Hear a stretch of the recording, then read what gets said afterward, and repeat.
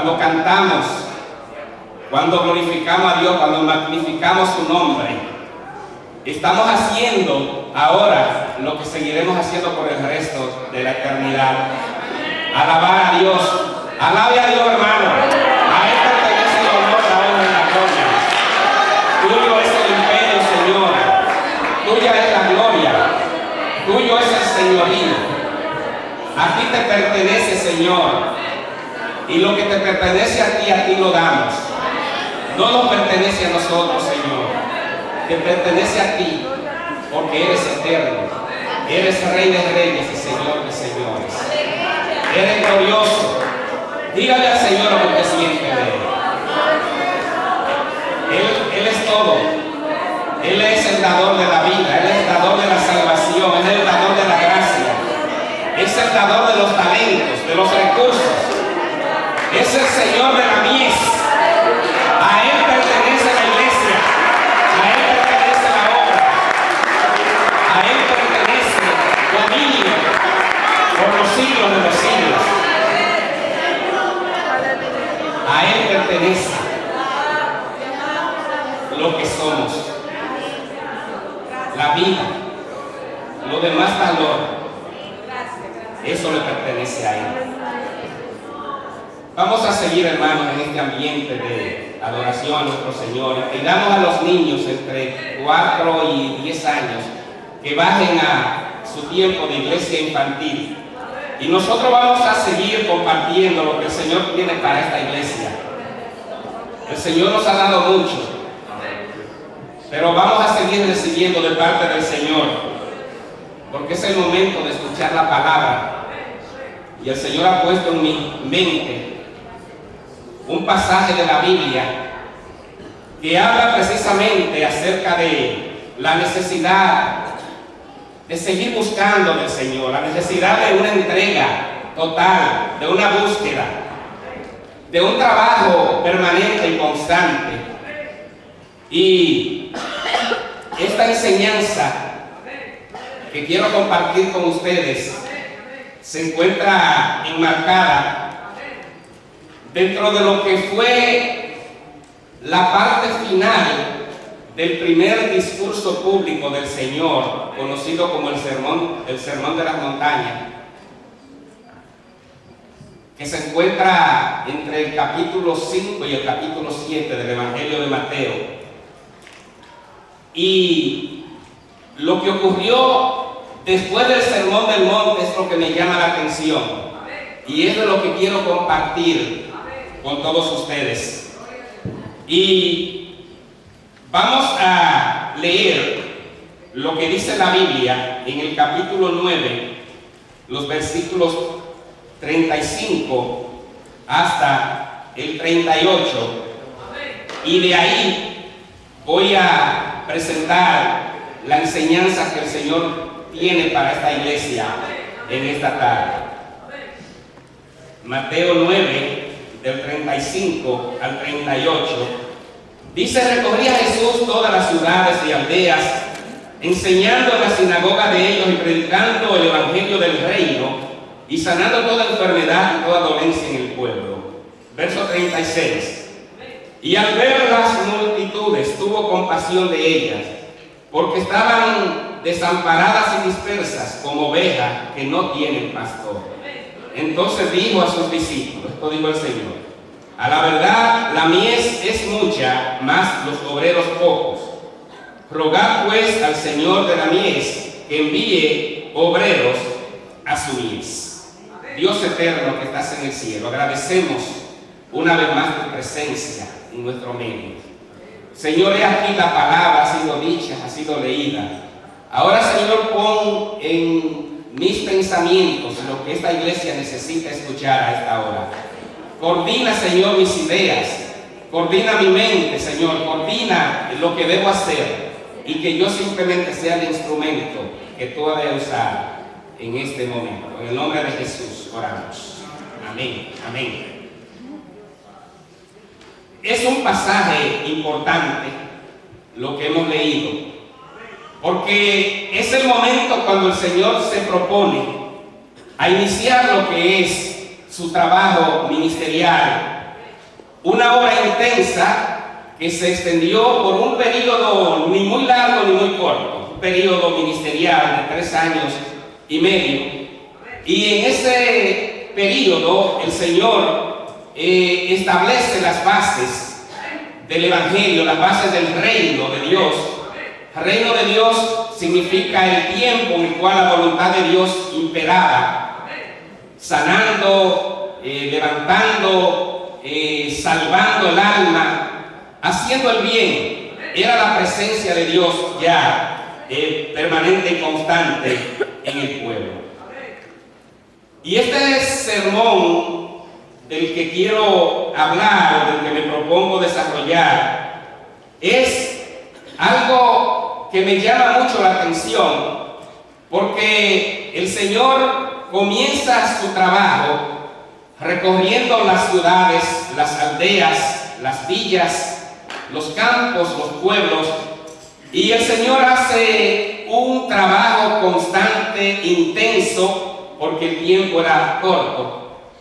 Se estima que para la época en la cual el Señor irrumpe en la historia del mundo, de la humanidad, y comienza este ministerio, había alrededor de unas 200 ciudades y aldeas en toda Judea. Judea es el pueblo judío, Israel. Y él inicia un ministerio intenso porque comienza el evangelista hablando de lo que él hacía. Dice que recorría todas las ciudades y aldeas, enseñando en las sinagogas de ellos. Aquí está usando los templos judíos, que eran los lugares de reuniones del pueblo de Israel, en donde se hablaba de un Mesías que un día habría de llegar. Cada sábado compartían enseñanzas del Antiguo Testamento, la ley mosaica, y el pueblo se deleitaba, rogaba a Dios y pedía al Padre que le enviara al Mesías tan anhelado, que le liberaría del yugo de la esclavitud romana. Pero estaban presos de sus propios pensamientos, porque cuando el Señor vino no se dieron cuenta. Y cuando el Señor pronuncia este mensaje, esta enseñanza, en la cual veremos más adelante en lo que es el clamor a Dios por obreros, Él primeramente cumple con una agenda profunda, intensa, y no discrimina ciudades grandes ni ciudades pequeñas, porque la idea era que todo el mundo conociese que el plan de Dios ya estaba para ser realizado y que el evangelio del reino estaba ya siendo predicado. Y la autoridad del Señor provenía no solamente de sus palabras, sino también o mayormente de sus acciones. Alguien ha dicho que la gente olvida en pocos días fácilmente el 90% de las cosas que tú les dices, pero que difícilmente olvida lo que tú haces. Era un evangelio práctico, era un cristianismo incipiente, naciente, que estaba en aquellos tiempos marcando la diferencia entre lo que era la acción o el decir. Porque en el pueblo de Israel para esa época habían líderes religiosos, habían líderes políticos, pero no habían cumplido a cabalidad la misión por la cual habían sido llamados y con lo que debían cumplir. Es ahora el momento cuando la palabra de Dios es predicada con autoridad, porque no solamente es palabra, es más bien acción. Y es el momento cuando encontramos a Jesús moviéndose entre las multitudes. Dice el versículo 35 que leíamos, la parte B, que él sanaba enfermedades, toda dolencia en el pueblo, y el 36 dice, y al ver las multitudes, tuvo compasión de ellas, porque estaban desamparadas y dispersas, como ovejas que no tienen pastor. Él se movía entre las multitudes, se movía entre la gente, vio que había una necesidad, y no envió a que cumpliera la necesidad, sino que más bien él se movía entre la gente. Se movía en pos del necesitado, porque era la misión por la cual el Padre le había enviado. Y él, desde el principio, desde su niñez, estando con solamente 12 años, estuvo discutiendo, esto es, analizando las Escrituras con los doctores de la ley, y cuando vienen a inquirir sobre el por qué estaba ahí, él decía, en los negocios de mi padre me conviene estar. El Señor conocía su misión, el Señor sabía el propósito por el cual había venido a la tierra. ¿Sabe usted el propósito por el cual Dios le trajo a este mundo? Por el cual usted fue concebido por su padre, su madre. ¿Sabe cuál es el propósito por el cual Dios le ha llamado? ¿Sabe cuál es el propósito por el cual usted está sentado en ese lugar? Y se ven tan elegantes todos también, las damas, los caballeros, todos, un ambiente tan espiritual del que disfrutamos. Y qué bueno que usted ahora entienda el por qué está aquí. Si no lo sabe, Dios le ha traído para la alabanza de su gloria. El propósito de su vida es alabar a Dios. Cuando usted alaba a Dios aquí en la tierra, está cumpliendo la misión por el cual usted fue creado. Fuimos creados para la alabanza de su gloria.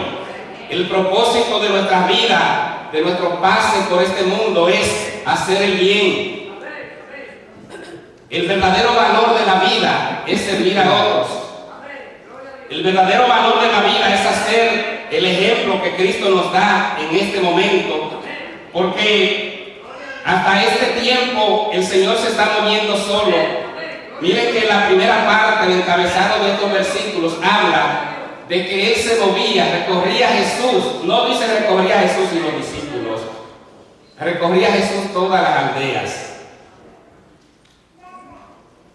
Ahora, para usted ver la necesidad de la gente, tiene que moverse entre la gente. Él se movía en el pueblo, se movía donde estaba la necesidad humana, procurando no curiosear, no mirar de lejos la necesidad de la gente, sino satisfacer la necesidad del alma, que era lo más importante que él debía cumplir, porque lo más importante es su alma para Dios. El cuerpo puede morir, el cuerpo va a morir de hecho, pero el alma vuelve a Dios, pertenece a Dios. Ahora llegará el momento donde ese mismo Dios que le creó va a ajustar las acciones de todos los hombres, sean buenas o sean malas.